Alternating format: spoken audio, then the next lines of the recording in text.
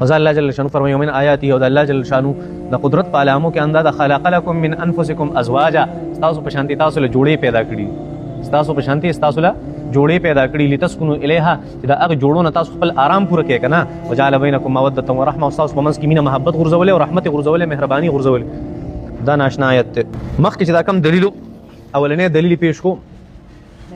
چې الله جل شانو کو ګوري نو یو د تبدیلی او دنیا د چې یو څه بدل کې او بل طرف ته سکی کنورټ دا ولنې دلیل دویم د غیر اضافي او اضافي مخلوق په شکل کې یو مثال پیش دا دریم مثال اوس پیش کې دی او استدلال لسی نه کې د ازدواجی ژوندۍ ده ازدواجی ژوندۍ دا معنا چې ردوا جوړې هغه خپل منځ کې ملاو شي دی یو خاص مقصد د تکمیل لپاره وایي په دې باندې ازدواجی ژوندۍ دا مطلبي د جوړخ ژوندۍ دی ته وایي چې دوه کسان یو ځای شي او د دې دا یو ځایواله د یو مقصد د پوروالي د پاري نور هم د تاسانه دوه سيزونه یو ځای شي د یو مقصد د څه لپاره د پوره کېدو لپاره نو خزه خاون هغه یو بل سره یو ځای شي او بچی راوړي دغه مقصد د بچو هغه مقصد پوره شي نور مخلوقات ملاوي کې نور مقصد د لپاره نور مخلوقات هغه نور مقصدونه لپاره دغه شان نو دا جوړې چې خپل منځ کې ملاوي دي تسکي د یو مقصد د تکمیل لپاره لګي چې یو څه هغه پوره شي سره یو خبره ورس ندین الله جل شانو استدلال کې او پس ناشنا طریقو استدلال کې خدای دې خیر واچي ومن آیاته د الله جل شانو د قدرت نه خندا د خلق لكم من انفسکم ازواجا چې تاسو په شان کې تاسو جوړې پیدا کړې دا څنګه چې تاسو د پاره مې خزي پیدا کړې سې وي تاسو د پاره مې جوړې پیدا کړې دې د پاره چې خزه داونه وي چې دا سړی یاد کما یاد نو خزي ته وي ستامیم جوړه پیدا کړې سړی ته وي ستامیم جوړه پیدا انداز وګوره د الله جل شانو تاسو د پاره تاسو د ذات نه پیدا کړې جوړې پیدا عجیب کارو کنه الله د سم کولای شو لکه دا خزه خاون سره مثال د ټول مخلوقات اغه ځان تر ذهن کې ساتي د خزه خاون دا مثال مونږ زکه ورکو چې دا زموږ د مخې دی لکه آسان دی مونږ ته وایي او زموږ ته توجه ډېری د بدو قسمت دی خبرو ته زکه دا بیانو ګور عجیب خبره ده د دې خزه او خاون د دې د ملاب شي خپل منځ کې ملاویدل د دینه اولاد پیدا کیږي نو دا اولاد د دې مقصد پیدا کول د دې په یو ځای والي کې د دې په ازدواجی ژوندۍ کې مقصد شی او د اولاد پیدا کول خو یاره دې لپاره یو بل قسم کې دی شو چې الله جل شانه د دې سړي لپاره د خزینه علاوه یو بل مخلوق پیدا کړي او دغه شان د دې خزې لپاره د خاون نه بغیر بل یو مخلوق پیدا کړي نو د یو بل نه څه کول دا چې کوم ضرورت دا پوره کېدو کنه پوره کېدو بچی به راوړل کنه د نور خلکو د دنیا طریقې نه نور مخلوقاتو د دې لپاره هم د څه کړو الله جل شانه د سونه الله جل شانه د سړي لپاره خزه لپاره سړی پیدا زکه چې الله جل شانه د دې خبرې تکمیل کو دا خبره دې سره تر رسوله چې یوازې بچی راوړل خو مقصد نه دی کنه په محبت سره ژوندۍ تیرول دي د یو بل دوست او مرګره جوړېدل دي د همیشه لپاره چې سو پورې ته ژوند دی او بیا د اغې نه پس د یو بل سره شری په خ بنیاد باندې د یو بل سره یو ځای کېدل دي په آخرت د دې لپاره خزه او خاون هغه یو بل لپاره پیدا کړل چې دوه انسانان دي د انسان نه بغیر به دې لپاره بل مخلوق پیدا کړي بچی تیراولې شو او ژوند به وسره نشو تیراولې څه به نشو کولای ژوند به وسره نشو تیراولې نو دا خبره د پوره کېدو لپاره الله جل شانه عجیب یو سیستم وچلو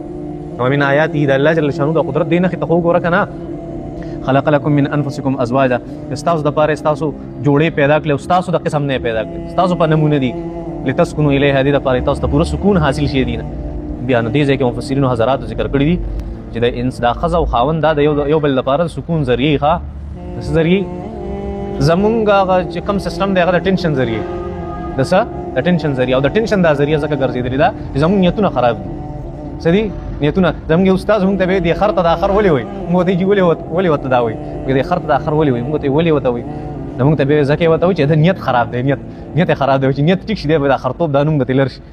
زموږ نیتونه خراب دي نو موږ سره ځکه داسې کېږي نور الله جل شانو خزه خاون کې پیدا کړی دی دي کې الله جل شانو محبت او دا د سکون ذریعہ الله جل شانو پیدا کړی لتسكنوا الیها دې لپاره چې تاسو سکون حاصل کړئ الیها دې خپل جوړونه وجعل بینکم موده و رحمه او کمال الله دا کړی دی چې تاسو د خزه او د خاون په منځ کې سات چولې دی محبت چولې دی او مهرباني چولې دی دې دوه یو بل سره همیشه اوسې الله ډېر زیات ګران ډېر مشکلات الله جل شانو دا کمال او عجیب کارو دومره عجیب کنه دا دومره ناشنا آیت ته بس سو کوم سره ان فی ذلک لآیات لقوم یتفکرون دې ته چا سوچ کو نه دا به توریات چې آخرت شته راځو د دین څنګه استدلال کې چې خزه خاوند دی یا دا جوړی دی په مختص مکه باندې ګرځي بل ځکه الله جل شانو فرمایي تقریبا په سورته یاسین کې فرمایي الله جل شانو چې الله وی سبحان الذي خلق الازواج كلها مما تنبت الارض ومن انفسهم ومما لا يعلمون الله فرمایي چې وخلقناكم ازواجا سورته النبأ کې وی تاسو مې ټول جوړه پیدا پاکي د اغزاد لره چې تاسو جوړه پیدا کړی دا بوټي جوړه پیدا کړی وایي په دې خبره باندې او نور داسې مخلوقاتو کې جوړې پیدا کړی تاسو ته پته نشته الله جل شانو په کائنات کې د خپل ذات نه علاوه د هر یو سیس جوړه پیدا کړی کبر اسمان د اعلان د ځمکه ده دلته سړی دی دلته سره خزه ده ګوره هر یو سیس به تاسو ته ملاوي نو ساينس راپاسې د ساينس دا خبرو کړي سيزونه خدا سي دي چې دا هغه جوړې هغه مونږ ته نه دي معلومي تا ته نه دي معلومي دا مطلب د چغه نشته تا ته یو سیس جوړه نه معلومه دي دا مطلب چغه نشته اسد الحق امیر چې تام لیکلی دی دا مطلب د جی نشته نو دا اوس منطقي اصطلاحات تلاج کولوي چې عدم وجدان عدم وجود لره مستلزم نه وي یو سیس چې تا نه لیدل تا نه پیدا کړی دا مطلب نه چغه نشته وایي په خبر د څه وایي چې زما په علم کې نشته د څه وایي چې نشته دوه کې غټ فرق دی الله جل شانو د دین استدلال کې چې هر یو سیس مې خپل ځان نه علاوه ټول جوړه پیدا کړی دا مې ولې پیدا کړی دا د دې لپاره چې آخرت سمجھ کې راشي سره راشي آخرت سمجھ کې راشي ګوره الله جل شانو مخلوق داسې پیدا کړی دی الله جل شانو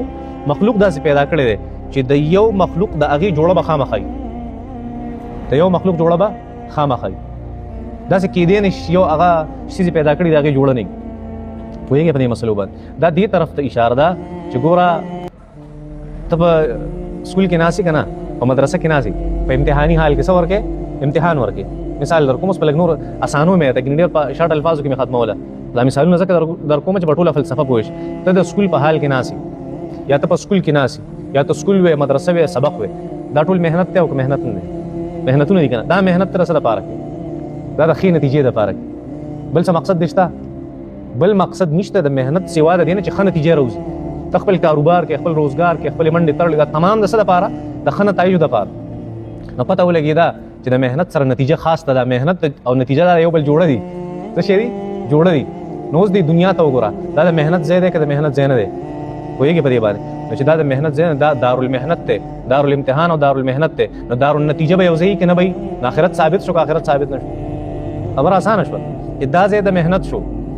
لکه اوس دا ونه وی چېرته نه د ډېرو څیزونو نتیجه خو دلته هم راوځي د ډېرو څیزونو ما سار خوراک وکړو او سار چې بیا بېګا مې خوراک وکړو چې سار واشروم ته لاړم نتیجه یې راووته څه راووته نه د ډېرو کارونو نتیجه هغه دلته هم راوځي څوک دا خبره دا پیش نه ګوره یاد به وساتي ځان سره چې زه چې کومه خبره کوم د هغې تعلق د حقایقو سره دی د سره دی د حقایقو سره په دنیا کې څه کېږي په دنیا کې اختلاف د احوالو راځي څه راځي حالات مختلف کېږي د هغې مختلفو حالاتو الله جل شانو دلته نتیجه نه راوباسي که د هغې مختلفو حالاتو دلته نتیجه راووته د حقایقو چې کومه دروازه ده هغه به کلاوه شي څه به پاتې شي د حقایقو نو علم غیب به علم غیب پاتې نه شي والذین یؤمنون بالغیب والا قصه به ختم شي یو سړی دی دلته څه وکړو دلته ظلم او فورا الله د مرۍ نه ونیو بیا د دنیا او د دارالامتحان څه فایده شته یو سړی په سکول کې تا د سکول نه ویستو د هغه به نتیجه بیا راوځي هر څه دې وله وشلول کاغذونه او په هغه باندې سره لیکل وکړه په سکول کې د هغه نتیجه راوتی شي الله جل شانو دې څنګه وکړي چې یو سړي دلته ظلم وکړي او ستې د مرۍ نه ونیسي داسې الله جل شانو نه کوي دا قانون نه دی ولې قانون نه دی ځکه دا دارالشی دی دارالامتحان او دارالمحنت دی او دارالنتیجه د دې سره څه شی د دې جوړه ده نو هغه به خامخا راځي څنګه چې مې تاسو جوړه پیدا کړې د دنیا سره مې آخرت جوړه پیدا کړې اوس مې پوه نه شوې په دې مسله باندې جوړه ګرانه ده اسانه ده ومن آیاته د الله جل شانو د قدرت علامات دا دي ان خلق لكم من انفسكم ازواجا استاذ د پاره استاذ جوړې پیدا کړې لتسكنوا اليها لتسكنوا تاسو سکون والے اليها دينا وجعل بينكم موده ورحمه الله استاذ ومنس کې محبت غرزولې ده ان في ذلك لآيات لقوم يتفكرون کله فکر کوي په دې په پوه شي الله ومن آیاته